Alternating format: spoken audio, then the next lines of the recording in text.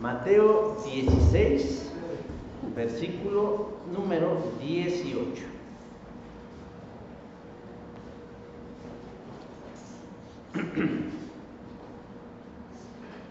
¿Ya lo tenemos, mis hermanos? Amén. Vamos a leerlo todos juntos.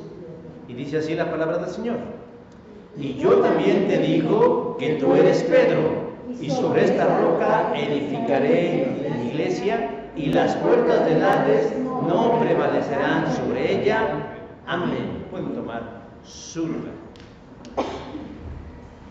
¿Ustedes recuerdan la predicación del 11 de diciembre del año pasado?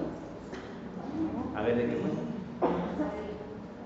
Es cuando hablamos de la Theotokos, donde descubrieron que habían sido nestorianos, o sea, herejes, y de pronto descubrieron que el término describe a María como la Madre de Dios y no solamente como la Madre de la naturaleza humana de Cristo. Yo espero que el tema de la Theotokos no haya creado confusión o haya sido tropiezo en algunos.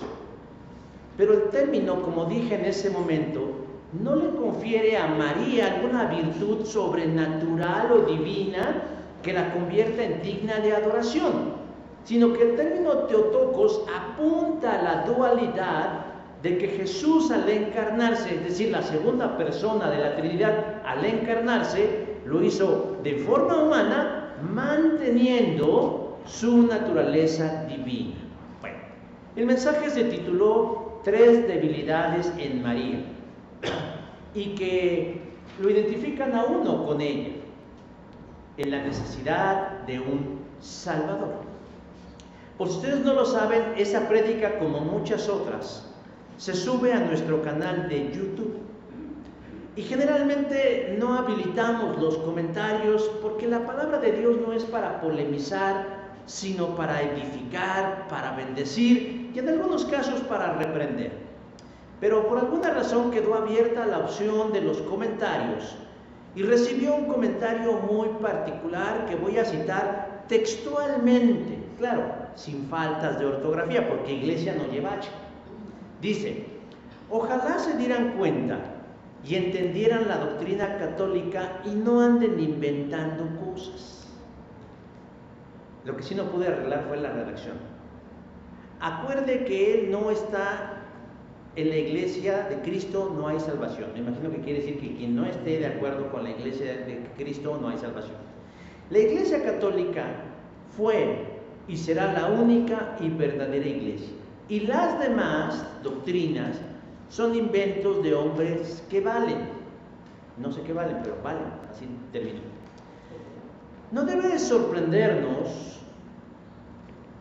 que todavía existan expresiones fanáticas de este tipo de militantes de la Iglesia de Roma.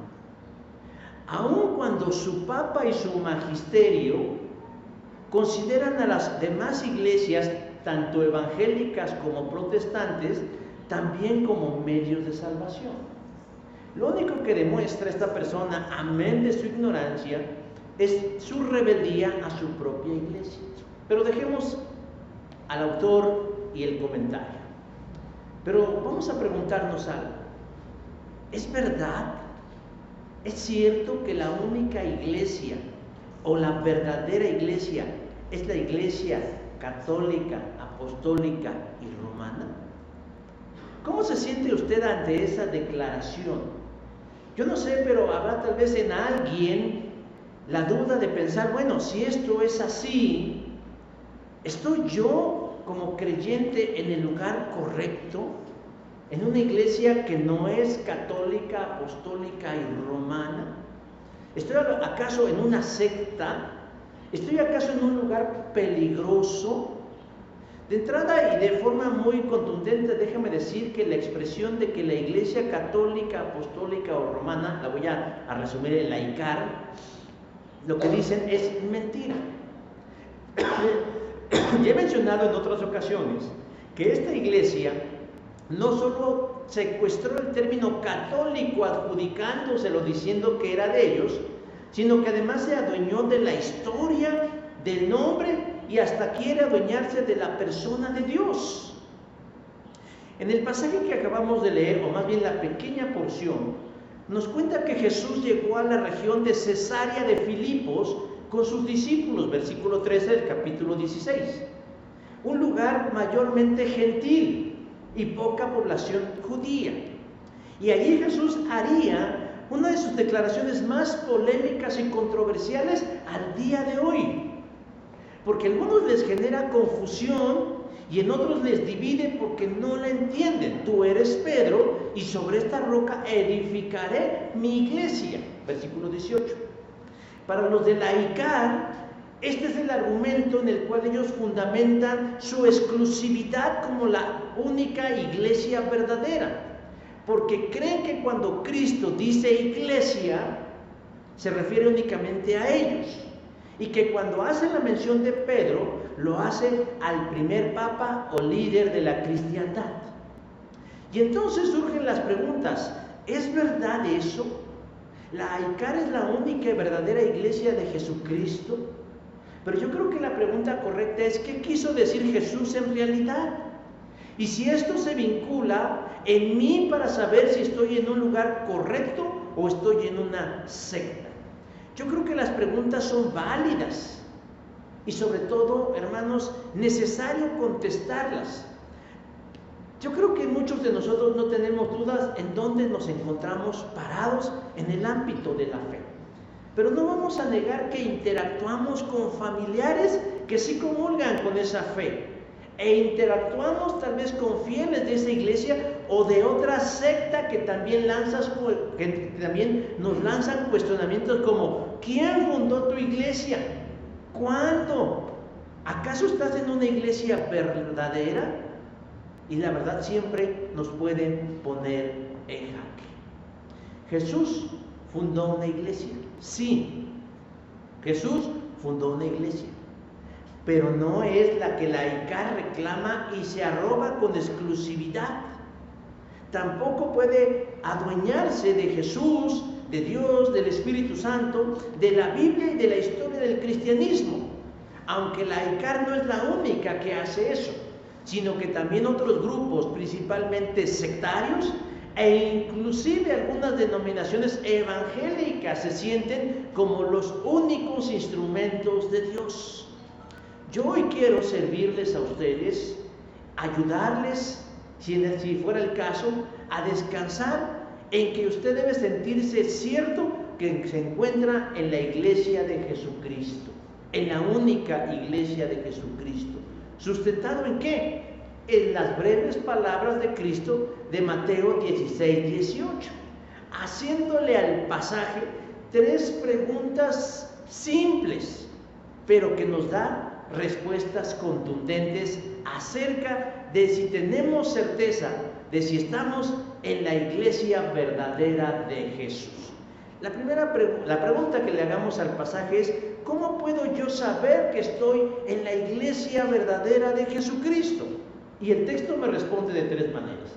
La primera, porque Él fundó su iglesia. Versículo 18 dice: y sobre esta roca edificaré mi iglesia. Deliberadamente Jesús llevó a los 12 discípulos a Cesarea de Filipos, que, como ya dije, era un lugar principalmente gentil, es decir, había pocos judíos en ese lugar, y los llevó deliberadamente porque ese lugar, Cesarea de Filipos, no solamente se prestaba para una mayor intimidad acerca de ciertos temas que no dañaran la susceptibilidad de los judíos, sino para contrastar lo que él tenía por decirles. Cesarea de Filipos era un lugar relacionado con la idolatría y las rivalidades entre los diferentes dioses. Por ejemplo, había una gran cantidad de templos dedicados a Baal, pero también había otros, por ejemplo, en una colina, una caverna en la que se creía había nacido el dios Pan, así Pan como pan del que nos comemos, el cual era considerado el dios de la naturaleza. Había también un enorme templo hecho de mármol blanco en honor a los emperadores romanos. Recuerden o sepan ustedes que para ese tiempo los emperadores no eran simplemente gobernantes, sino para algunos eran inclusive dioses. Jesús los lleva ahí precisamente para que vean cómo el mundo, cómo su alrededor está, valga la expresión, rodeado de gran paganismo a deidades y divinidades, como preguntándose cuál es el verdadero camino, cuál es el verdadero Dios, porque vemos el templo a fulano, el templo a sutano y el templo a perengano. Y alguien podría preguntarse, bueno, yo estoy en la religión verdadera. Y para llegar a ese punto, Jesús hace algunas preguntas de diagnóstico a sus discípulos, preguntándole qué han escuchado ellos de los demás, de lo que piensan de Jesús. Versículo 13 dice, ¿qué dicen los hombres acerca de mí, el Hijo del Hombre? Él está preguntando qué han escuchado. Yo creo que ellos se quedaron un poco desconcertados ante la pregunta, pero la contestan diciendo, algunos dicen que tú eres la resurrección de Juan el Bautista. Otros más dicen, no, otros dicen que tú eres Elías, que vino otra vez, como no murió, pues volvió. Algunos más dijeron que era Jeremías y otros más, algún otro profeta de la antigüedad, versículo 14.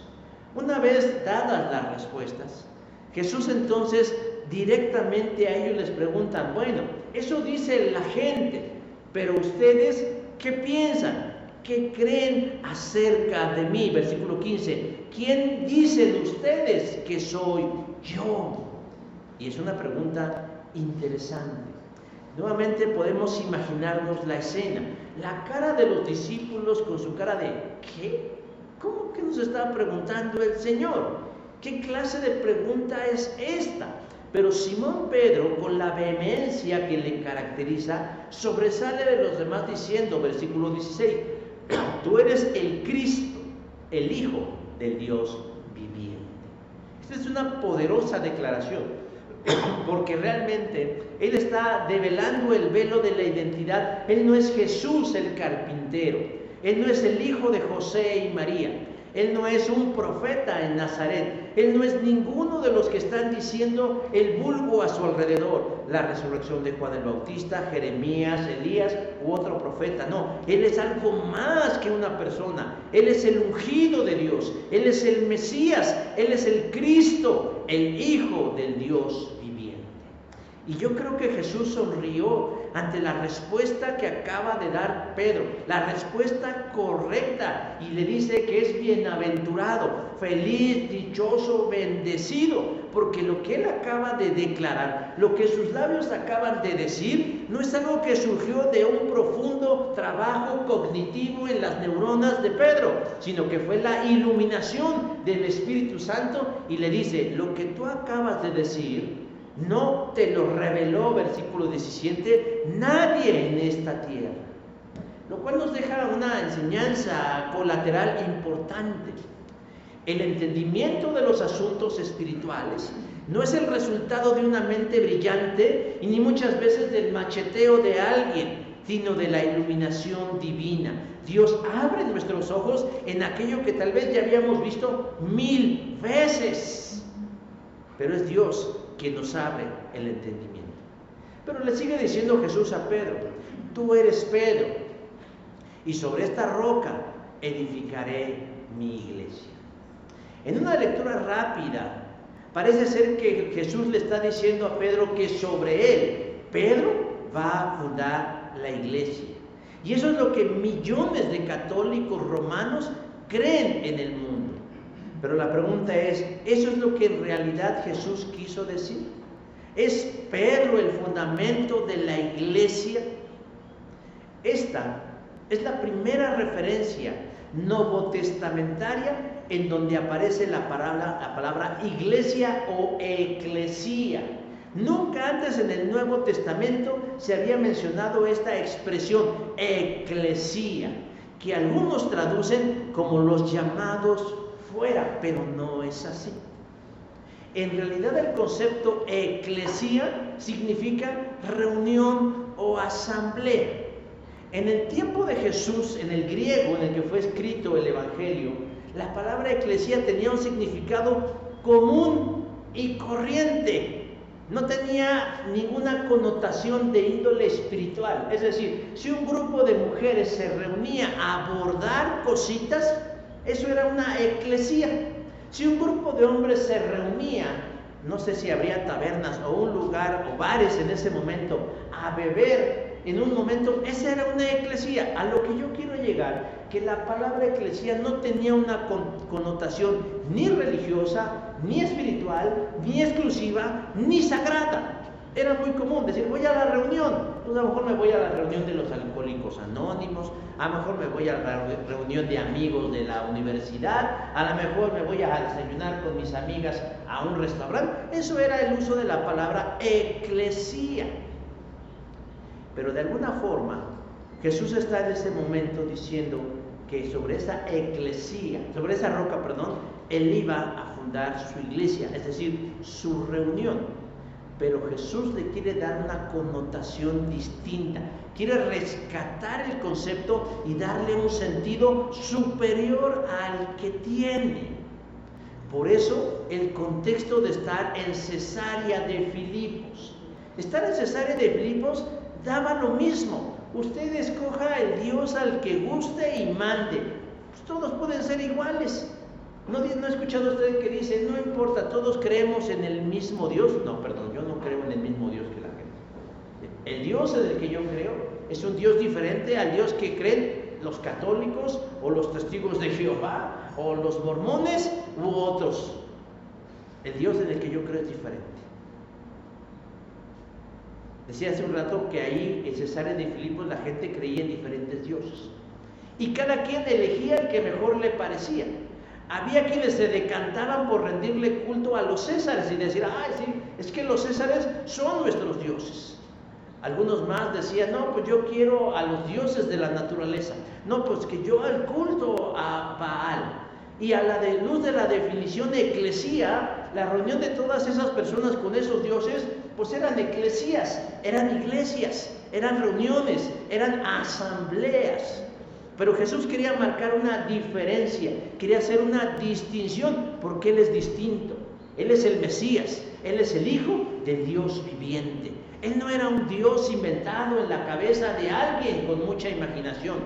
Él no era la experiencia espiritual de alguno por ahí perdido en algún lugar. No, Él era el Mesías, el Hijo de Dios viviente. Y Él quería fundar algo diferente, una reunión, una congregación, una asamblea diferente a la de los demás, porque Él es distinto. Él no era un Dios más, Él era el Mesías, el Hijo del Dios viviente. Lo más seguro, o lo más probable, es que Jesús, al estar hablando con sus discípulos, no lo hizo en griego. Jesús no hablaba en griego con sus discípulos. Él hablaba su idioma, en arameo. Pero nosotros tenemos el Nuevo Testamento porque Mateo lo escribió en griego. Por razones de estrategia se escribió en griego. Pero Jesús hablaba hebreo y hablaba arameo. Y es muy probable que cuando habló con sus discípulos e hizo esa declaración, sobre esta roca edificaré mi iglesia, Él más bien hizo uso de la palabra hebrea cajal, que significa comunidad, multitud, asamblea, y en algunos casos sinagoga. Y la palabra cajal era muy común en el Antiguo Testamento porque hacía referencia de manera exclusiva, y subrayo, exclusiva al pueblo o la comunidad de Dios. Únicamente al pueblo de Dios se reunían en su cajal, en su asamblea, en su reunión, y eso lo distinguía de los otros dioses, de los dioses de los amorreos, de los fereceos, de los filisteos, de los amonitas, de los moabitas. Solamente ellos tenían su cajal, es decir, su asamblea, porque eran el pueblo de Dios. De tal manera que Dios quiere edificar, no una religión, sino más bien quiere darle continuidad a lo que Dios ya había comenzado en el pueblo de Israel. El cajal de Dios era Israel, y en el Nuevo Testamento y hasta su parucía o su regreso, debía ser su eclesía. Dios quería rescatar el término eclesía o iglesia y sacarlo del muladar y darle un sentido espiritual y darle un sentido divino y darle un sentido religioso para que entonces se distinguiera de las otras reuniones. Y por eso dice, yo edificaré mi iglesia. Dios quiere convertir a su pueblo no en una reunión más, sino en una comunidad de gente santa, apartada, salvada, pero ya no únicamente compuesta por judíos, sino también por gentiles de todas las naciones. Pero si Jesús utilizó la palabra eclesía, lo hizo con la idea de que fuera como el cajal del Antiguo Testamento, una congregación de elegidos, de salvos, de santos, adorándole y sirviendo. Por eso a mí de pronto me desconcierta cuando personas me dicen, me encantó su discurso. Perdón, yo no doy discursos porque este no es un meeting político. No, es que me encantó su reflexión. No, es que esto tampoco es un grupo de optimistas o de deprimidos que buscan salir adelante. No, hermanos, la eclesía o la iglesia debe tener una connotación espiritual porque Dios la fundó, porque Jesús la creó, porque Él dijo que era su idea. Y sobre esta roca edificaré mi iglesia. Yo creo que de pronto algo que ha perdido la iglesia protestante y la iglesia evangélica es el cómo miramos la reunión de la iglesia. Hay quienes pensamos que, bueno, pues vamos a un salón con sillas y con micrófonos y con músicos o con pistas y con ventiladores y ya.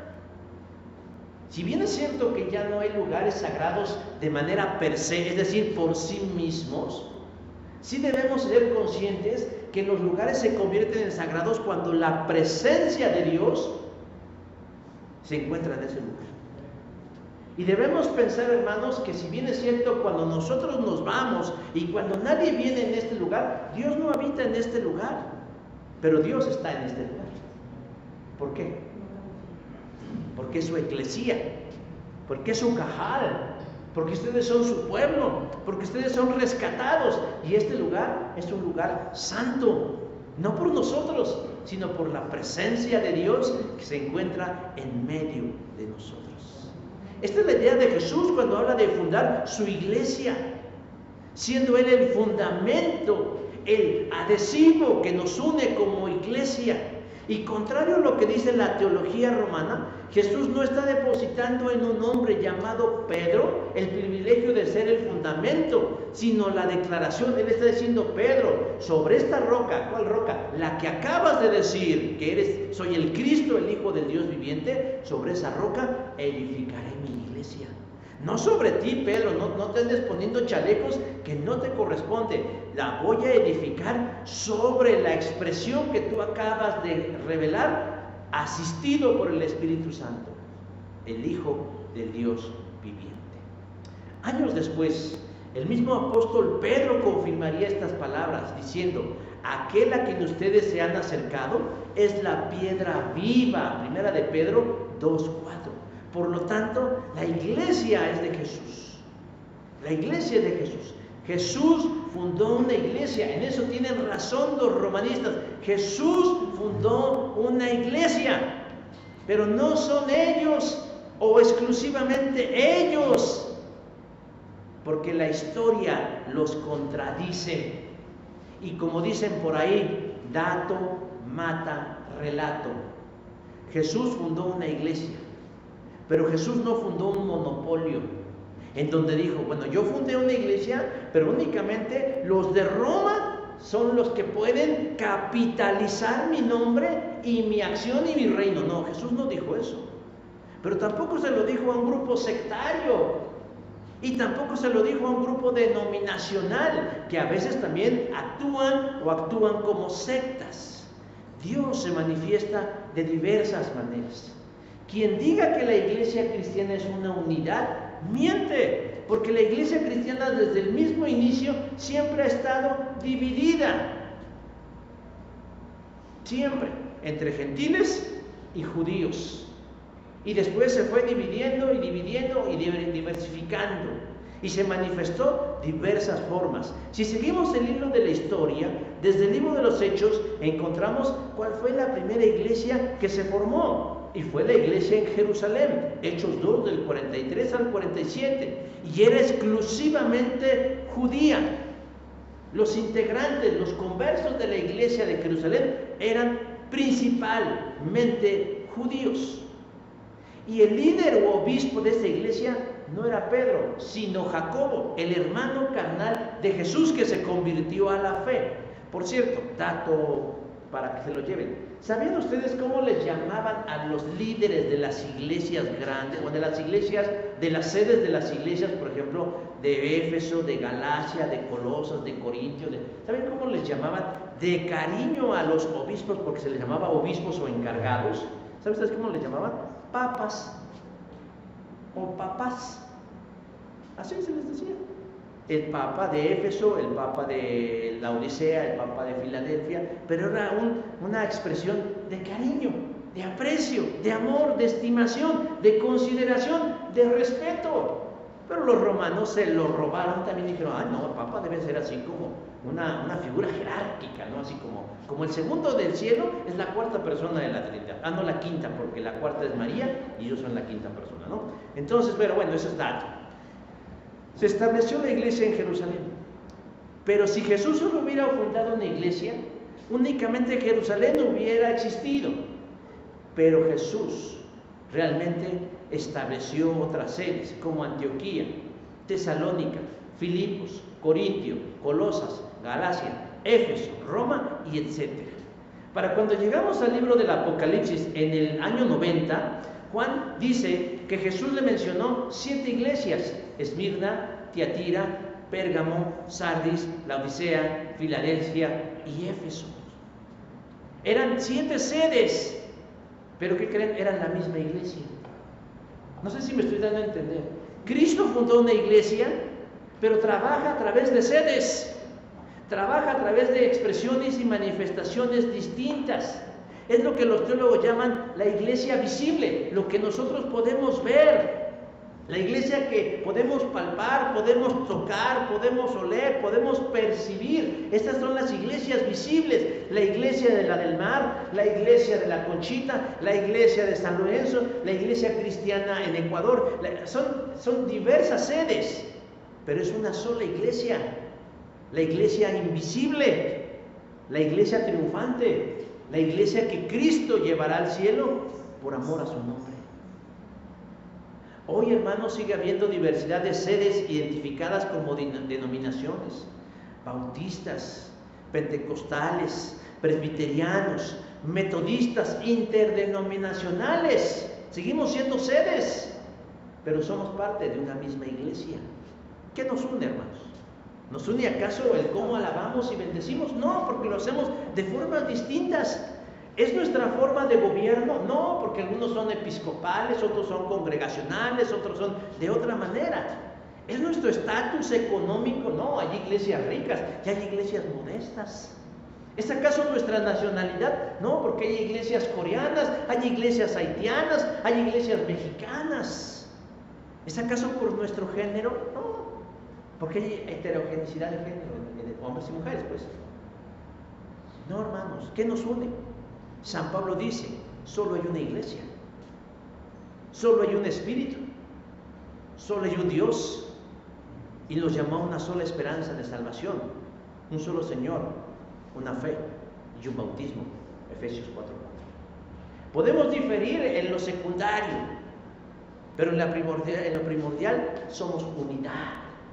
Creemos que Cristo vino en carne y murió por nosotros en una cruz para el pago y el perdón de nuestros pecados, que al tercer día resucitó, el Dios lo levantó de los muertos y se sentó a la diestra del Padre y mandó al Espíritu Santo para habilitarnos, capacitarnos y dándonos dones y obrar cosas extraordinarias. En eso no diferimos el cristianismo, y somos una sola iglesia. Cuando alguien se sale de ese marco, entonces ya no es cristiano. Si yo le añado un santo, una virgen o otra deidad, se está saliendo, entonces ya no es cristiano. Si le añaden un libro, otra liturgia u otras cosas, ya no es cristiano. Si al día de hoy alguien le pregunta, hermano, ¿quién fundó su iglesia? Dígale, Cristo. Cristo fundó su iglesia. Oiga, pero usted dijo en su reseña que en 1986, sí, pero fue instrumento de Cristo.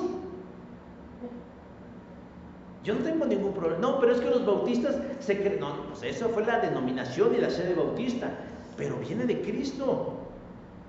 No, pero es que nosotros tenemos 2000 años, pues se quédense con sus 2000 años, porque no han aprendido nada. Pero hoy Cristo no reina en su iglesia. Por eso cuando alguien le pregunta quién fundó su iglesia, sin tapujo ni reparo, diga, siglo la fundó en el siglo I. Y de ahí vengo.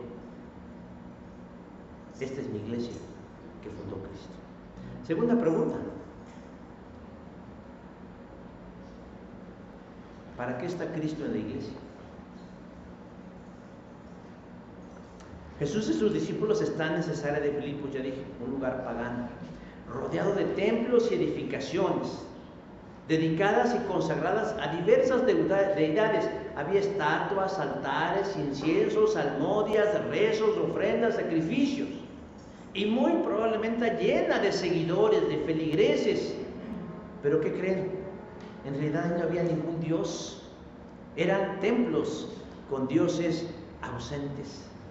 Templos vacíos de lo divino. No estaban ahí sus dioses, no porque los hayan abandonado, sino porque no existen.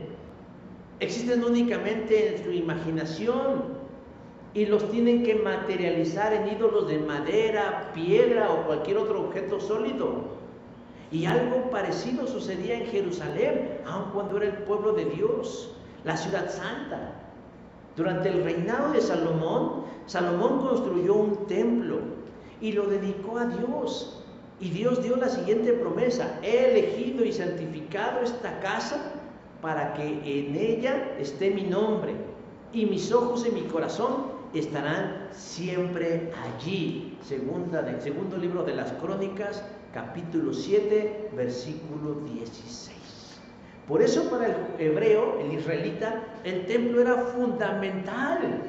Por eso cuando leemos en el libro de Daniel que Daniel oraba 3 veces al día en posición al templo de Jerusalén, es porque él en su interior decía, Dios está en ese lugar. Y efectivamente Dios estaba en ese lugar, porque en la dedicación del templo de Salomón dicen que una nube inmediatamente llenó el espacio del lugar santísimo. El Shekinah de Dios estaba allí, por eso era necesario cubrirlo con un grueso cortinaje de 10 centímetros de grosor, hermosamente decorado, y no poder penetrar si no se reunían ciertos requisitos.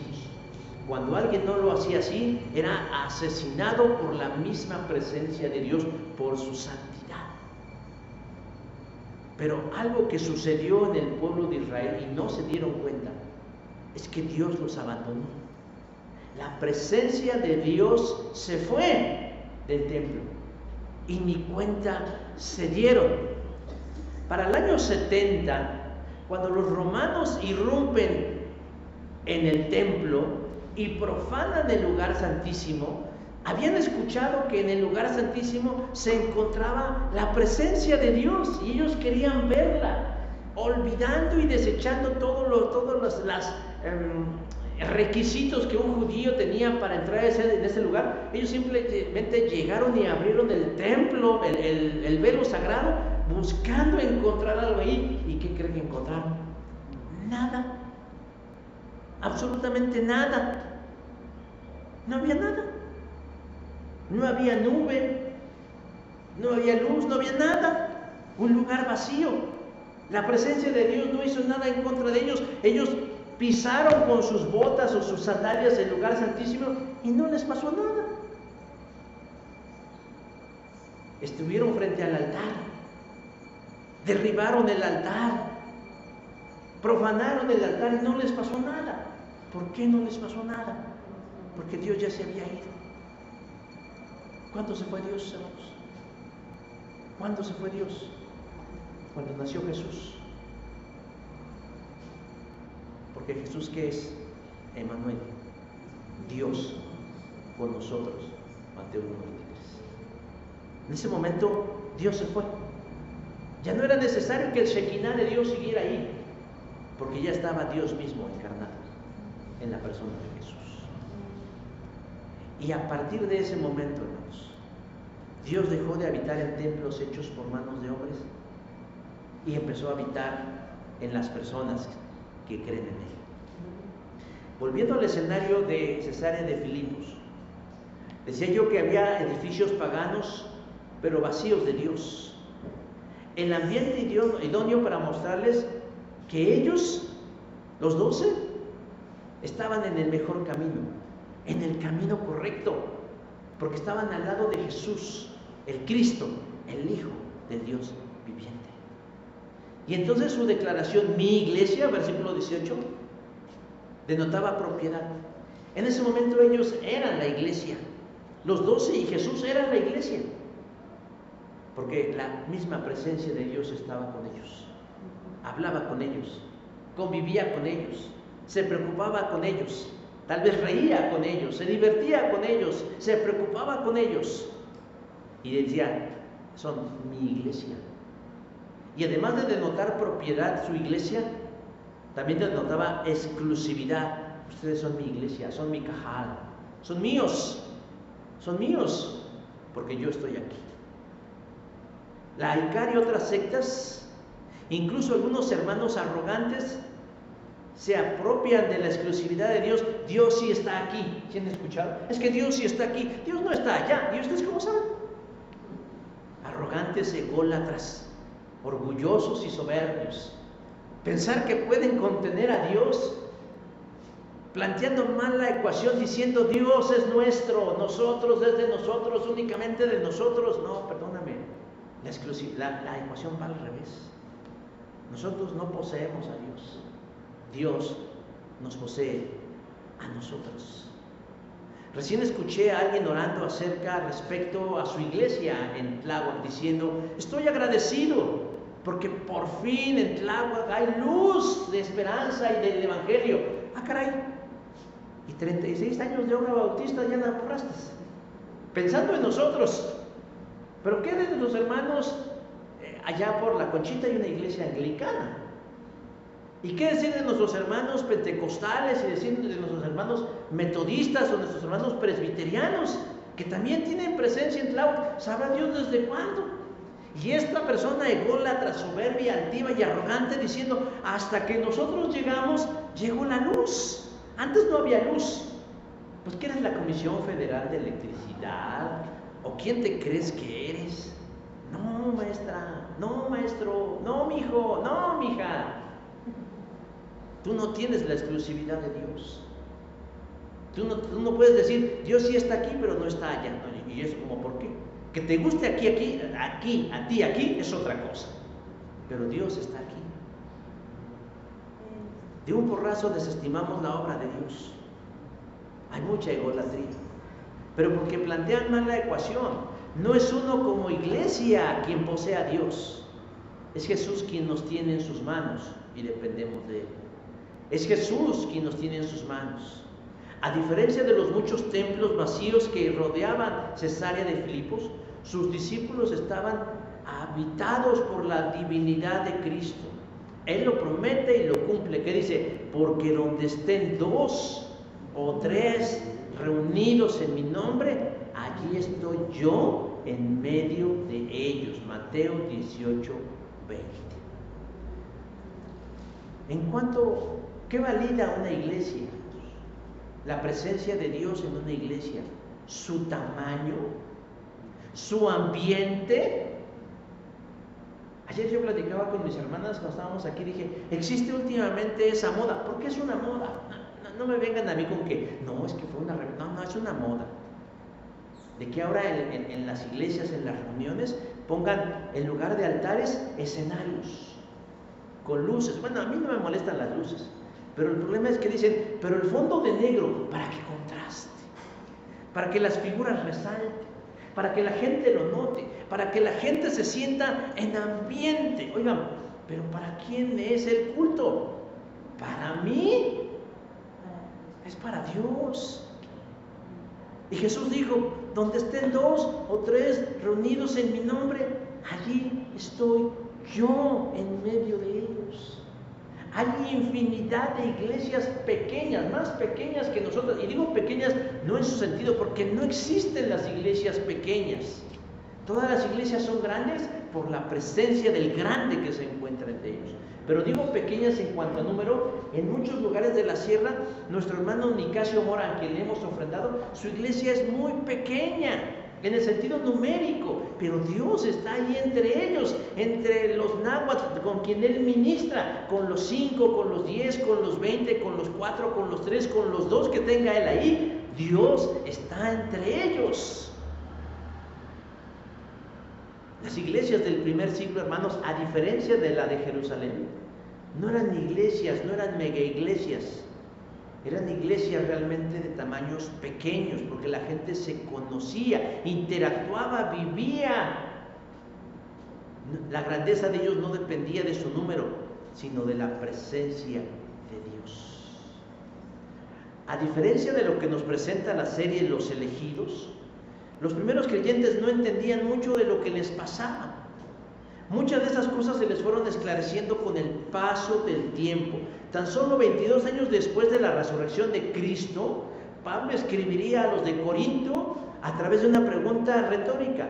¿No sabéis que sois el templo de Dios y que el Espíritu de Dios habita en vosotros? 1 Corintios 3:16. ¿Y esa es una verdad, hermano? Que Pablo llevaría inclusive a los paganos de Grecia diciéndoles: el Dios que hizo el mundo y todo lo que hay en él, ya que el Señor de la tierra y del mar no vive en templos hechos por manos de hombres. ¿Dónde vive ahora Dios? En nosotros. Somos templos andantes, somos templos móviles, somos tabernáculos. Si es que nos queremos ver más veterotestamentarios, es decir, somos tabernáculos. Por donde quiera que vamos, el Señor va con nosotros. Y cuando nos juntamos, el Señor va con nosotros. No importa cuántos somos, lo que realmente importa es quién está con nosotros. Y Jesús está con nosotros. Y eso es un acto de fe. Lo creemos, y lo creemos con gran convicción. Y por último, la última pregunta es: ¿y por qué está Jesús en la iglesia? ¿O para qué está Jesús en la iglesia? Pues porque Él la sostiene, hermanos. Mateo 16:18 dice: y las puertas del Hades no prevalecerán sobre ellas. Los templos de Cesarea de Filipo están vacíos de divinidad verdadera. Habrá imágenes, habrá sacrificios, habrá ofrendas, habrá sacerdotes, habrá edificios, habrá gente, pero están muertos. ¿Por qué? Porque yo soy Dios, dice Dios, y no hay Dios y nada semejante a mí. Isaías 46:9. Esas otras deidades solo existían en el colectivo cognitivo de sus fieles, y quedó demostrado en el Monte Carmelo, cuando Elías probó y avergonzó a 450 profetas de Baal.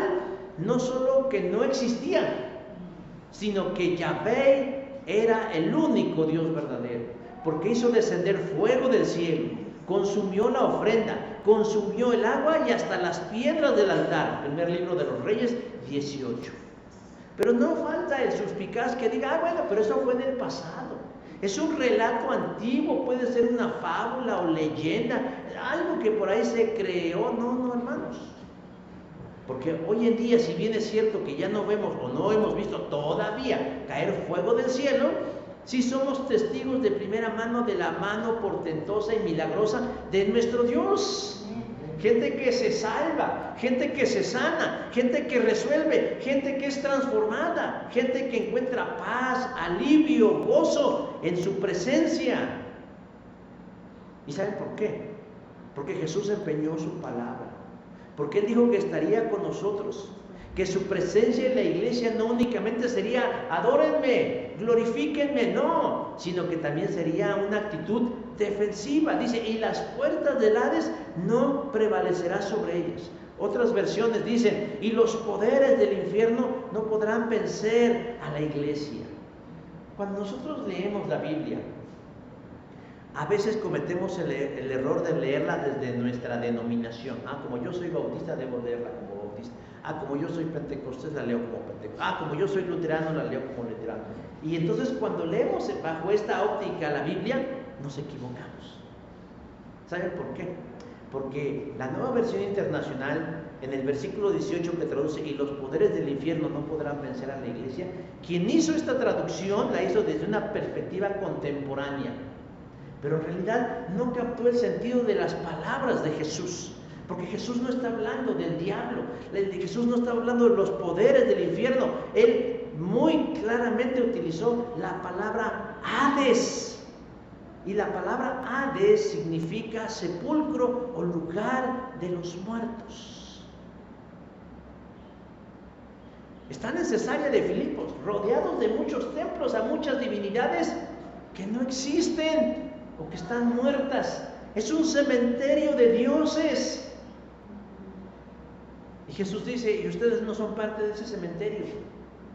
Pero esa cultura de la muerte que les rodea puede venir sobre ustedes y convertirse en eso. Los judíos se convirtieron en eso. El templo está vacío. El Shekinah de Dios ya no está en el lugar santísimo, pero ellos siguen ofreciendo sacrificios hasta el año 90. ¿Y qué quieren algunos? Que eso vuelva. Hablan de un tercer templo, que vuelva a haber sacrificios innecesarios. Y quieren continuar en un Hades, en un lugar de muertos. Cuando Jesús dice, no, pero mi iglesia no está muerta. Y los poderes del infierno, del Hades, no prevalecerán sobre ella. El progresismo, hermanos, ese que he hablado muchas veces, está logrando lo que ningún rey o emperador logró o alcanzó en contra de la cristiandad: destruirla. Empezó y se metió en diferentes áreas de la vida, en las escuelas, en el gobierno, en la sociedad, en algunos colectivos. Hoy en día vemos cómo el progresismo está a todo lo que da y ahora quiere entrar a las iglesias. Está entrando a las iglesias. ¿Por qué? ¿Y qué significa eso, hermanos?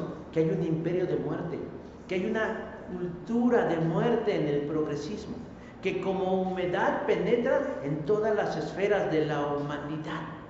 Hay una cultura de muerte a nuestro alrededor. ¿Usted no se ha dado cuenta que alrededor de nosotros se está exaltando la muerte por sobre la vida? El derecho al aborto. ¿A quién exaltan, hermanos? A la muerte. ¿A la muerte de quién? Del no nacido. Y hay de aquel que se oponga porque estás en contra del derecho de la mujer a decidir sobre su propio cuerpo. Perdón, mujeres feministas. Pero el niño o el feto o el embrión en su cuerpo no es su cuerpo. Es una persona. Pero no es una persona sintiente, ni es una persona pensante. Y por eso sí podemos sacarla. Porque no piensa y no siente. Caray.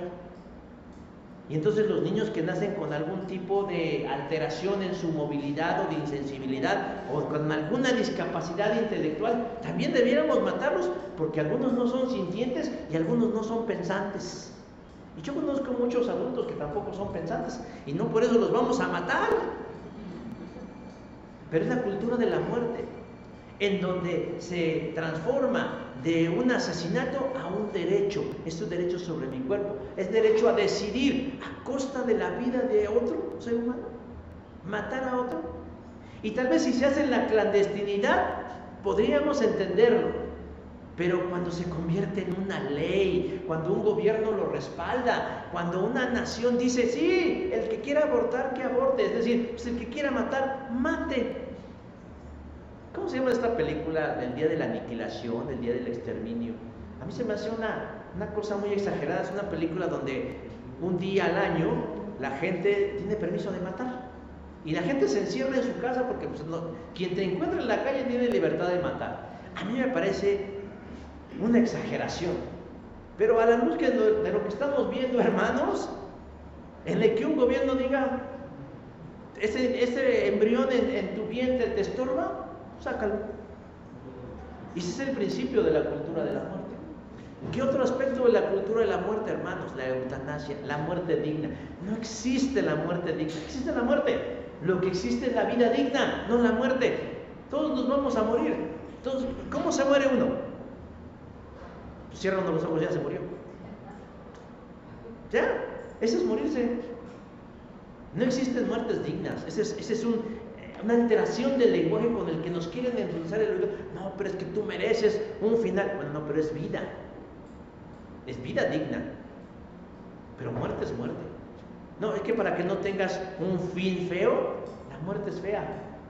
Como sea, la muerte no es bonita. Nunca será bonita la muerte. Entonces, la eutanasia asistida. ¿Qué otra cosa, hermanos?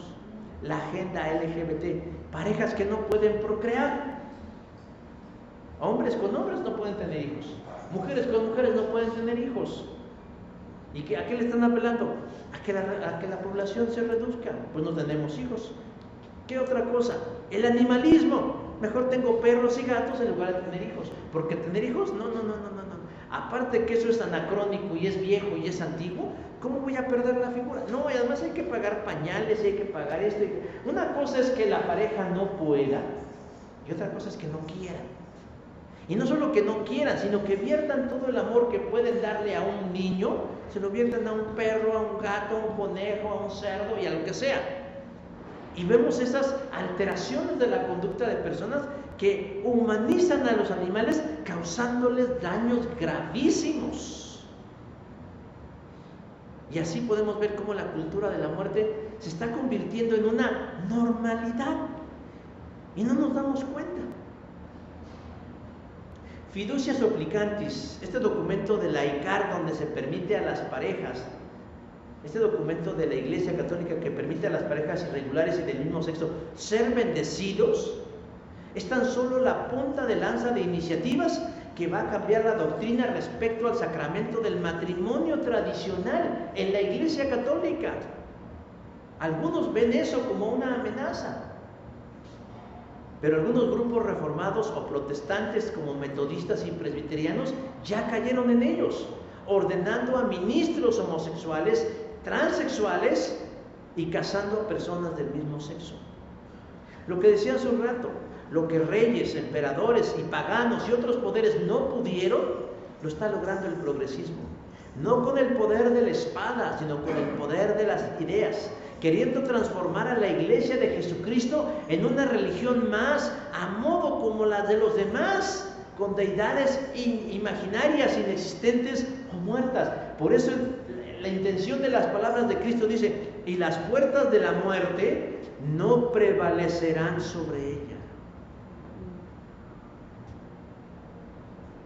Si una sede, es decir, una sede cristiana, concede ante el mal, es decir, permite que el mal entre en sus principios, desaparece. Como desaparecieron todas las iglesias del Nuevo Testamento, como desaparecieron las 7 iglesias del Apocalipsis. Y lo mismo, hermanos, es para la iglesia de hoy.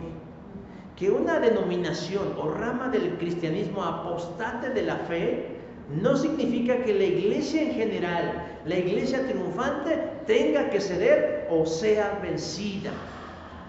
Pese a todo, tenemos que mantenernos fieles a Jesús hasta que Él venga. Un teólogo prominente dijo las siguientes palabras: tenemos que defender la verdad a toda costa, aunque volvamos a ser únicamente 12. Y parece que todo apunta para allá, que cada vez vamos a ser menos.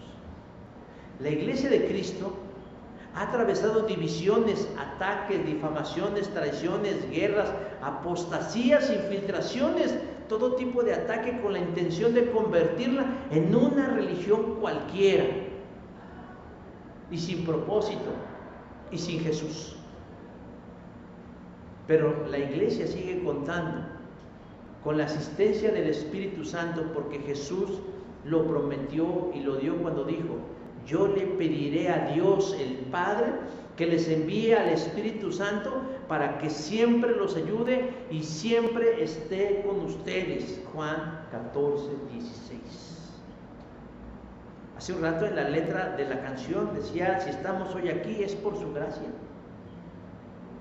No crea que porque somos buenos o sabios o esforzados o bonitos o guapos o inteligentes. No, esto no es por su gracia. Sí, hacemos nuestra partecita. Sí, le ponemos nuestro granito de arena. Pero la obra sobrenatural lo hace Dios, lo hace el Señor. Pero a veces es tan delgada la línea que empezamos a confiar en el hombre, el gran predicador, el gran pastor, el gran ministerio, la gran denominación, la gran iglesia, las grandes personas, la cantidad de personas. Y algo que yo he aprendido a lo largo de estos años, hermanos, es que no es así. Cuando menos somos y menos tenemos, es cuando Dios más hace. Estos confían en carros y aquellos en caballos. Mas nosotros en el nombre de nuestro Dios esperamos, confiamos y creemos. Y para eso está Jesús en la iglesia. Esta semana cumplimos 36 años de estar sirviendo y de ser luz en esta comunidad. Entendemos que no somos los únicos. Lamentablemente también hay sectarios como los neopentecostales, que también están teniendo mucho auge. Pero nos quedamos con nuestros hermanos, porque Dios en su multiforme gracia nos rodea de hermanos de otras confesiones de fe, y juntos somos parte de la iglesia invisible y triunfante de Cristo. Cuando alguien venga y les diga que no es así, ustedes díganle, mi iglesia nació en el siglo I con Jesús. Jesús está conmigo. Y Jesús me defiende, porque Él así lo prometió. ¿En dónde? Mateo 16, 18. Mateo 16, 18. Así, Mateo 16, 18. Ellos lo utilizan para su beneficio, nosotros lo usamos para la verdad. La verdad dice, y sobre esta roca edificaré mi iglesia. ¿Cuál roca? La declaración de Pedro, tú eres el Cristo, el Hijo del Dios viviente. Y es el Cristo, el Hijo del Dios viviente, quien hoy está aquí y que nos asiste, y que nos tolera y que nos perdona, que nos aguanta y que se desespera con nosotros, pero que en su infinito amor y su gran fidelidad nos sigue manteniendo. ¿Hasta cuándo? Hasta que el día que Él venga por nosotros. ¿Algún día desapareceremos? Siempre es probable, pero lo que nunca desaparecerá es su iglesia triunfante, su iglesia invisible. Amén. Vamos a ponernos en pie, hermanos, y vamos a hacer una oración para concluir. Padre, damos gracias en esta hora por el honor inmerecido que nos das de acercarnos a la palabra viva y eficaz, más cortante que toda espada de dos filos, que penetra hasta partir el alma, los huesos y las coyunturas, y llegar hasta lo más profundo de nuestro ser, para llevarnos no a una reflexión, sino a una decisión de creer, de confiar y de caminar tomados de tu mano. Te agradecemos nuevamente por la fidelidad tuya a lo largo de todo este tiempo, y confiamos y creemos, Dios, que será tu mismo Espíritu Santo el que nos seguirá sosteniendo de aquí en cada una de las decisiones que tú tomes. Perdona nuestras debilidades y perdona nuestro pecado. Míranos con agrado, Señor, y bendícenos inmerecidamente, porque al final de todo lo que tú buscas es que esta iglesia, como otras más, con otro apellido distinto, contribuya al establecimiento y el engrandecimiento del reino tuyo en esta tierra, para que muchos vean la luz y puedan ser salvados, y para que otros vean la luz de sus pecados y te busquen mientras tú puedas ser encontrado. Usa, Señor, pues, a la iglesia de Jesucristo, aquella que es triunfante y reinante junto contigo, aquella que es invisible, y diferenciala, Señor, distínguela, Dios, de todas aquellas falsas imitaciones, de todas aquellas religiones muertas que únicamente traen confusión y oscuridad. Te doy gracias por la iglesia de hoy, porque sé que tú obrarás con poder y maravilla, pese a nosotros y aún a pesar de nosotros. Te lo rogamos, Dios, en el nombre de Jesús. Amén y amén. Gracias, mis hermanos. El Señor les guarde.